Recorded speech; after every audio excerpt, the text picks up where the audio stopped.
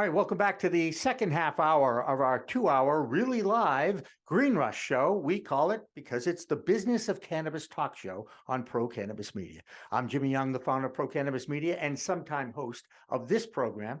And of course, we again want to thank Gary Santo from Tilt Holdings for joining us for that half hour. It was fantastic to talk to him. And I love the fact that he went to Boston University, but I'll leave that alone. That being said, we're so happy to have another CEO join us for this half-hour panel, if you will, half-hour discussion.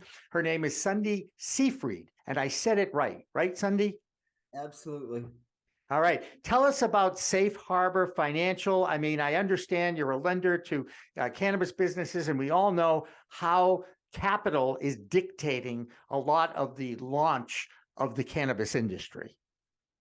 Sure. Well, we started actually Safe Harbor Financial way back in 2015, and we really started with depository services because that was the real need of the industry at that point in time. We never pushed ourselves faster than the regulators because we wanted to make sure that we had continuity for all of our businesses and the regulators were very comfortable. And so we launched a lending program in late 2021 and very slowly and methodically because we just, coming from that banking background, that's what we do. Everything's slow in banking, if you know what I mean. Well, add cannabis to that, and you're really at dog years. I mean, come on, that's not fair. That's true. Sorry. But I have to say that, our team has, and we just did the acquisition. So we were at well over 50 years of cannabis related experience in the senior team. So that really lends itself well to understanding these businesses as we want to make loans to them. So we are really focused on senior secured debt at this point in time. And there's a lot of good real estate opportunities out there. While most of the market is offering somewhere, specialty lenders between 18 and 36% on an annual basis, we're between, we just did a quote for 8%, 8 and 13%. So we're trying to normalize it. And while, we go through the normal credit analysis that a financial institution would, we're not doing these projection loans because we want to make sure that we're working with financial institutions and they feel very comfortable with what we're doing. Right. Josh, go ahead. Since you've already interviewed Sundie, I'm sure you have a favorite question you want to ask her or topic to talk about. Look at him checking his notes. I was going to ask a follow-up about that. Sundie, you mentioned about the senior secured debt issuances that you're offering right now. And I noticed that I think right now, 86% or more of all funding is through debt issuances, and it's at an all-time high. Why is that?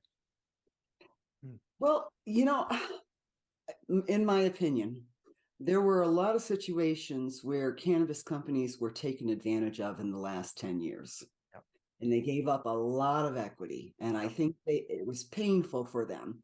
And I think the other fact is the market's pretty tight at this point in time to go out there and raise equity. But I really think it's because they don't want to give up ownership. We're getting a whole nother group of professionals coming into the cannabis industry. And I think they realize debt's the way to go because you can manage that and own the company. So that's my opinion as to why debt is moving ahead. And it's becoming more available. Everybody wants a lending relationship out there. That's what financial institutions have been waiting for.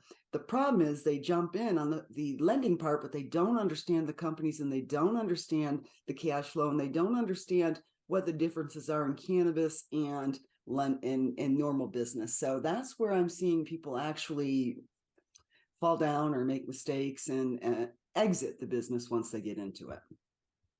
Mm-hmm. Now I have a question.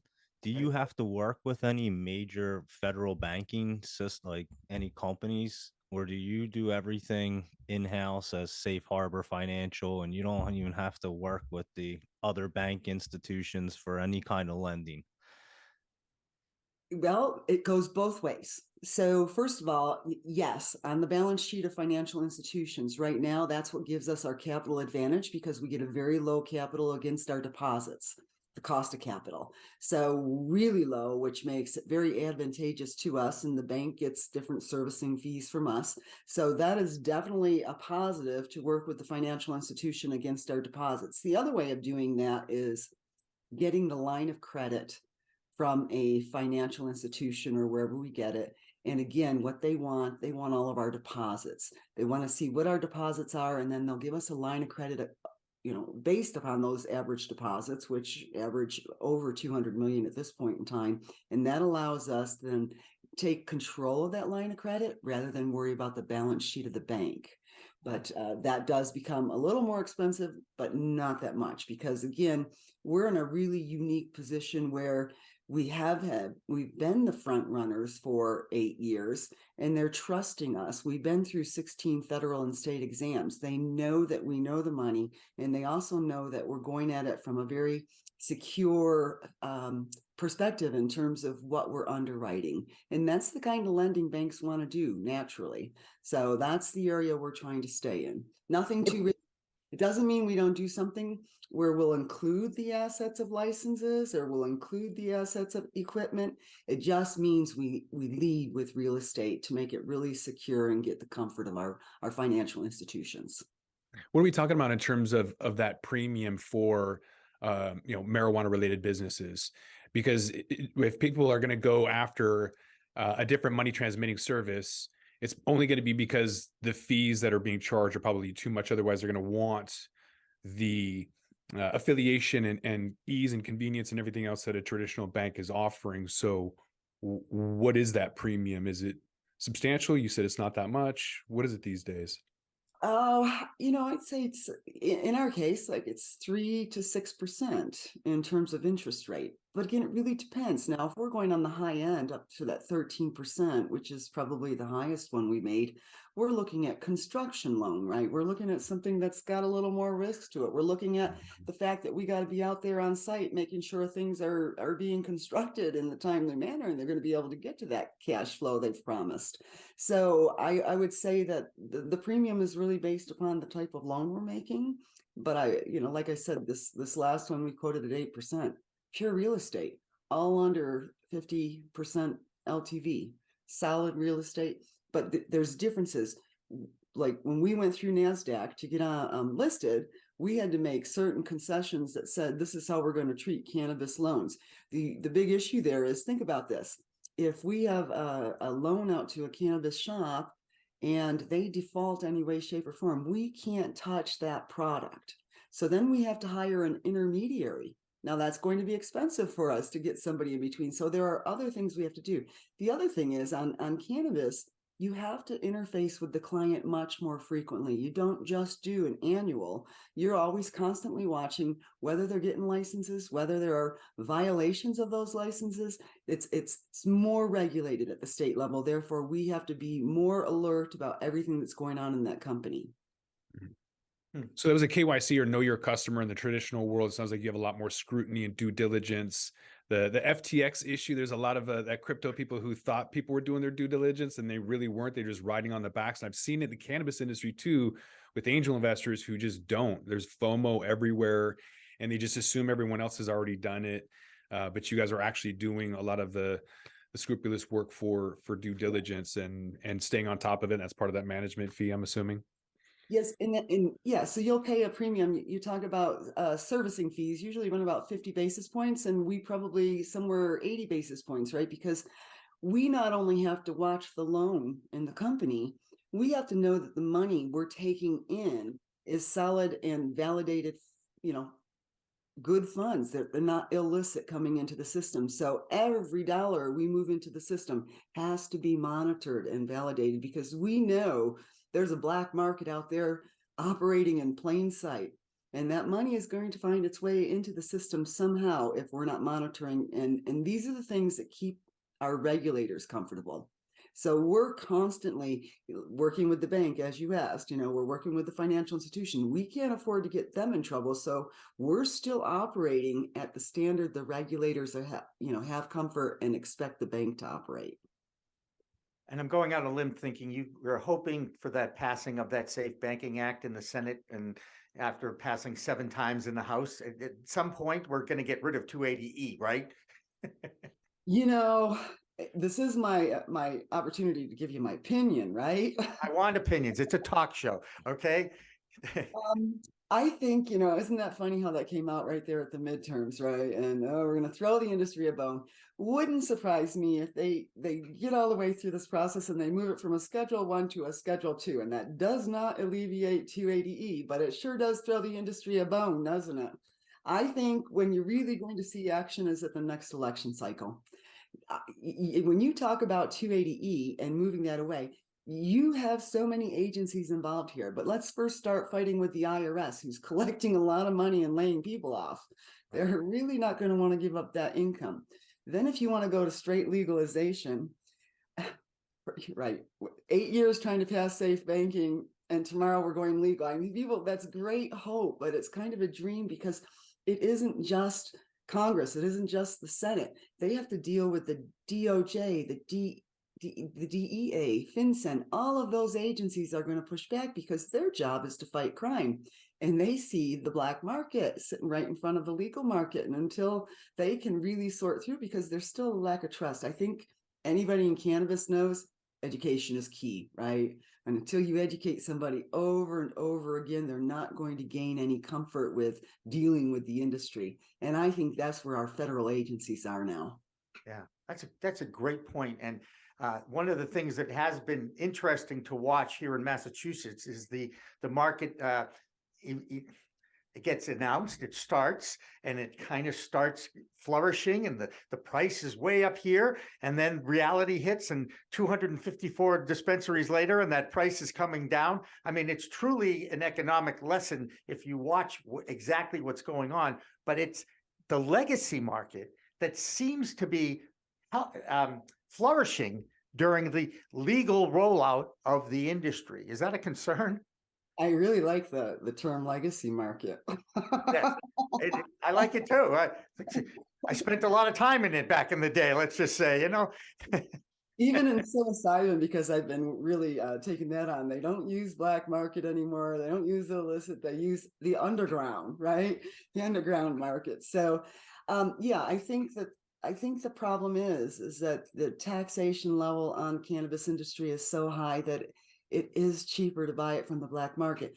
But I was thinking about this the other day.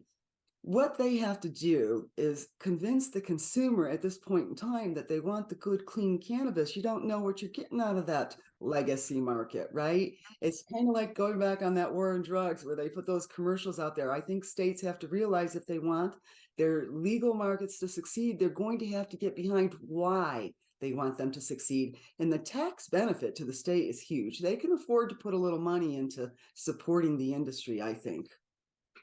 Oh, I'd love to see that, because there's a lot of tax money that's been out there, and I might say here in Massachusetts there was a little misappropriation of some of those funds in one city in particular where the entire revolution started. In case you don't know, it was Boston.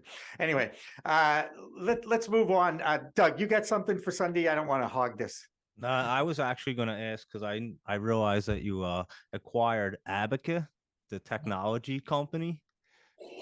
Yeah, I had no idea. I was doing a little research and I noticed that, and I was familiar with that company, and I was like, oh wow, that's quite impressive, because they're quite an impressive technology company in the cannabis space. So how, with that acquisition, does it help the financial side?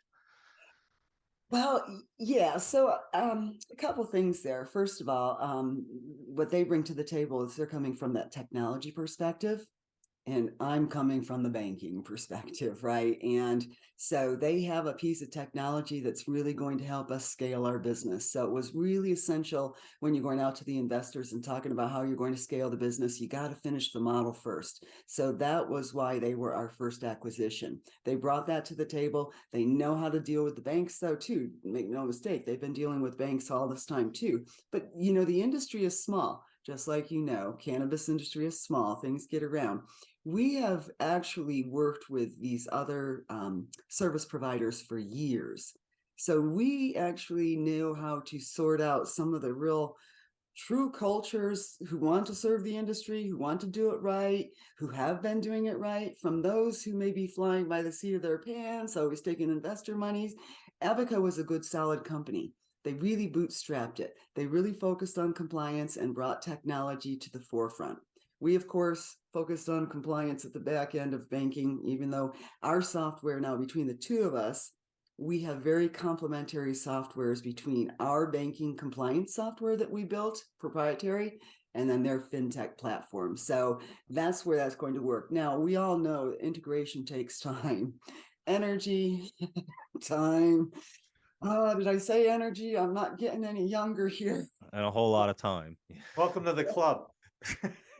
But, I think once we get through the integration, which is, we're really starting that at this point in time now that the announcement's been made, combining the books, looking at staffing, optimizing our position, what I think you're going to see is us grow into that position.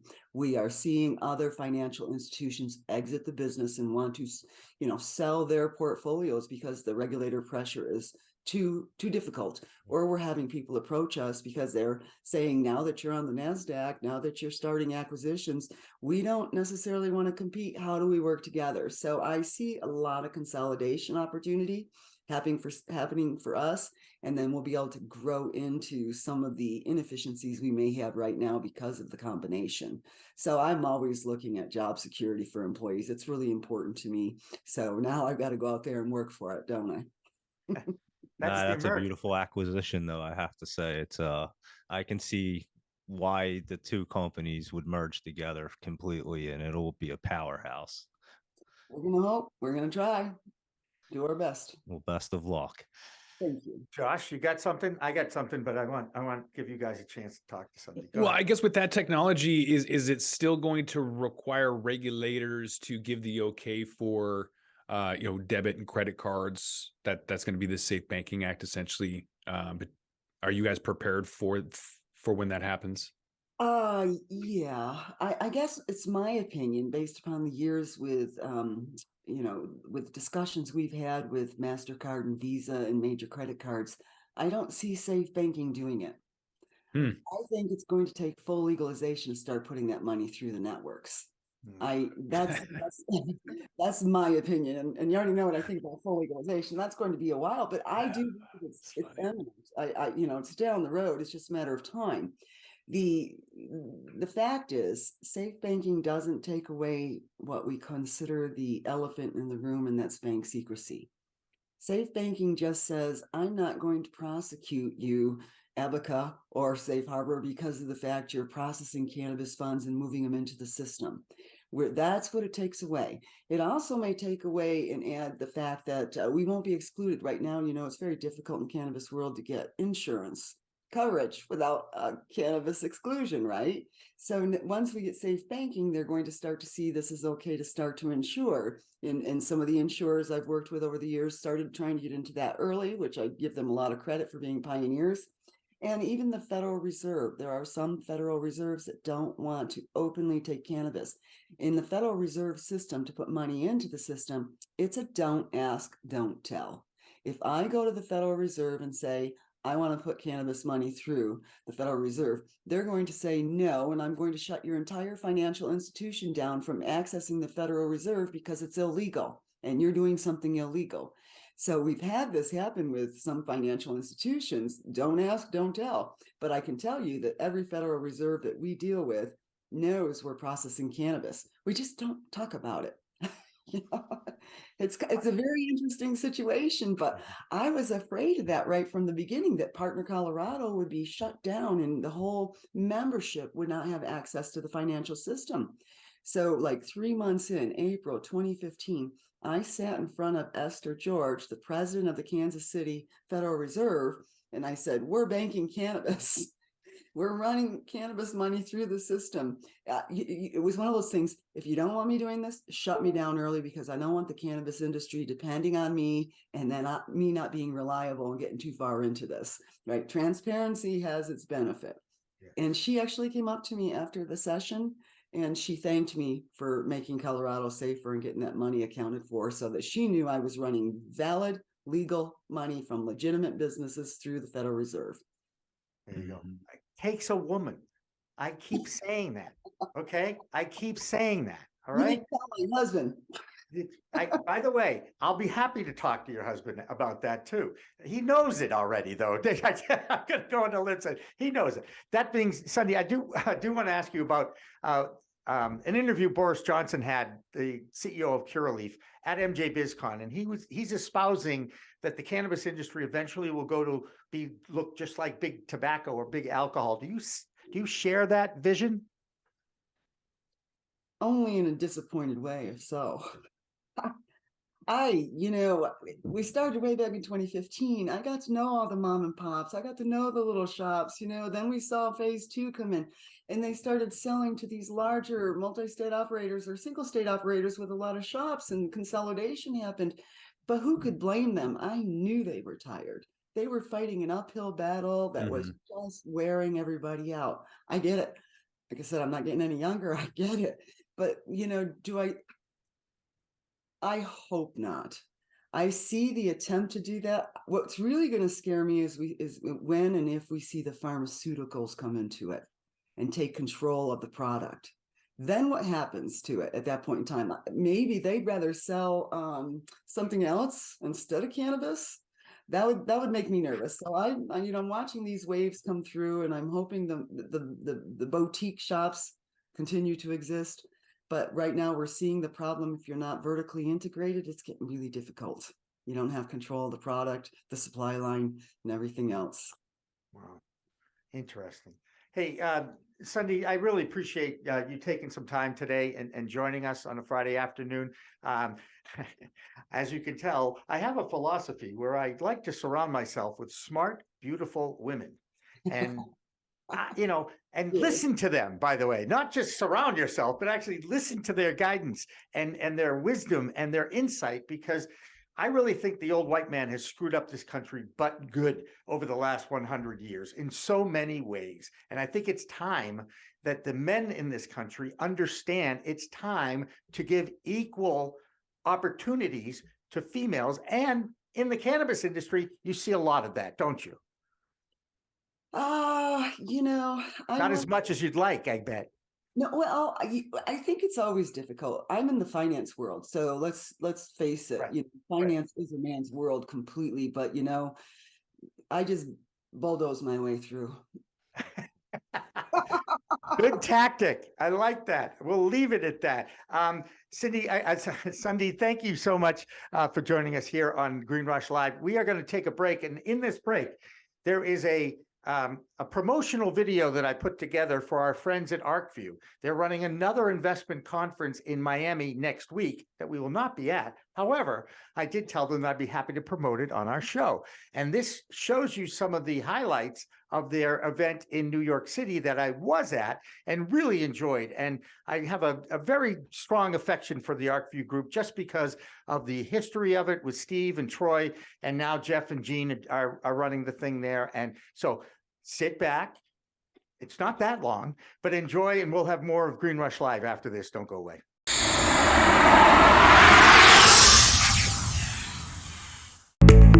It's a whole new world of weed out there, isn't it?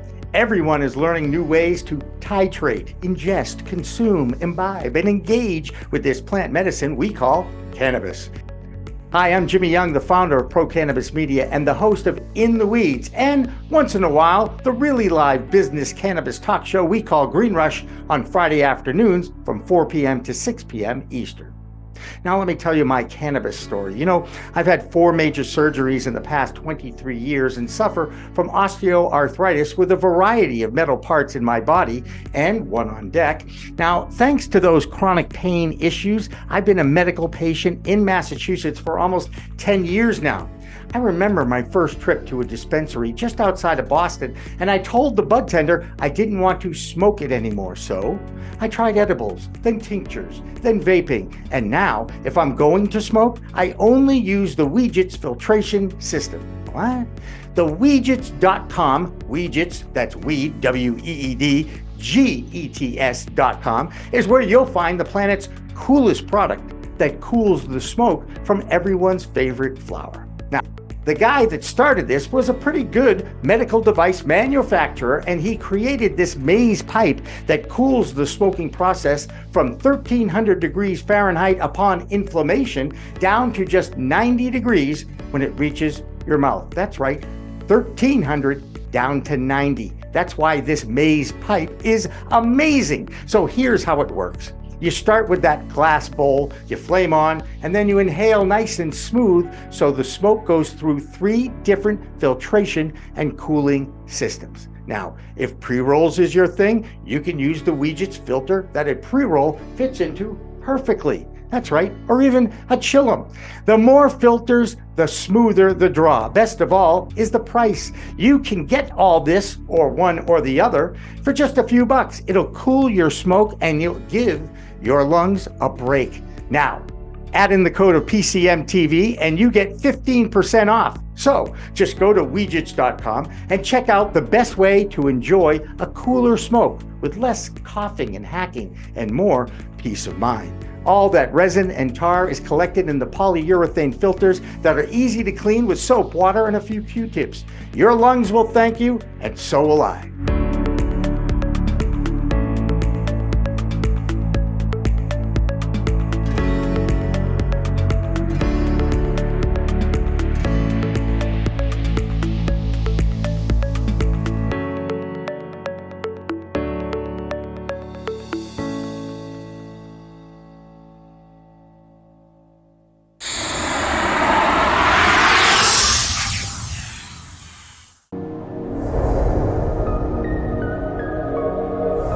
Which at first I thought, oh, I don't know if I'm an activist, but I have, held a bullhorn on the State House steps. I have frequently testified before the Cannabis Control Commission in the state legislature, and I'm not, shy about criticizing where I see, mistakes being made. So yeah, I think that's what differentiates me, just an appreciation for the plant. And then also I'm a cannabis entrepreneur myself. I've started businesses, so I've lived that entrepreneurial journey. I know how hard it is. It is absolutely a marathon, not a sprint. So I think that, I'm in the game, not just on the sidelines.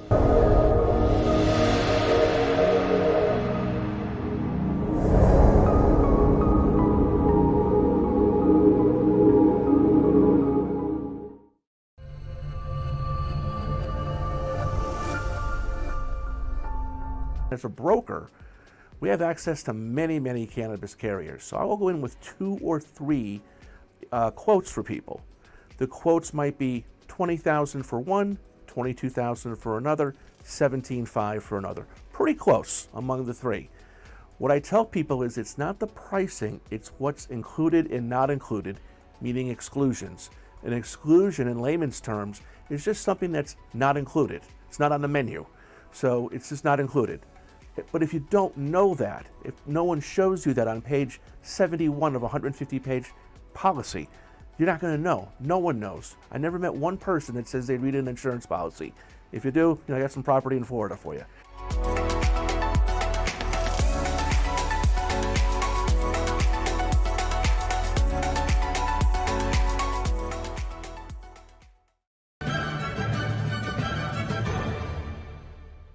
Weed Talk and In the Weeds are 2 productions of Pro Cannabis Media supported by Revolutionary Clinics, one of the top medical cannabis dispensaries in the Massachusetts area, now with 3 locations in Greater Boston, 2 in Cambridge and 1 on Broadway in Somerville. Rev Clinics has a patient-first mission. They will customize your needs as a medical patient with the proper titration and combination of strains, flavors, and products. Rev Clinics, where the patient comes first.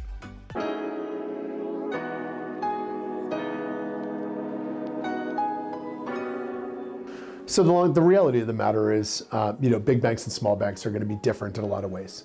And they're both going to have their advantages and disadvantages. For a business like cannabis, you really have to have an integral knowledge of that business and a real granular knowledge of that business and the players involved in it. And that's why if you look at the banks that are successful to play in this space in Massachusetts, they are smaller banks that are very heavy, intensified personal touch, human communication, where you don't get a lot of that with the bigger banks.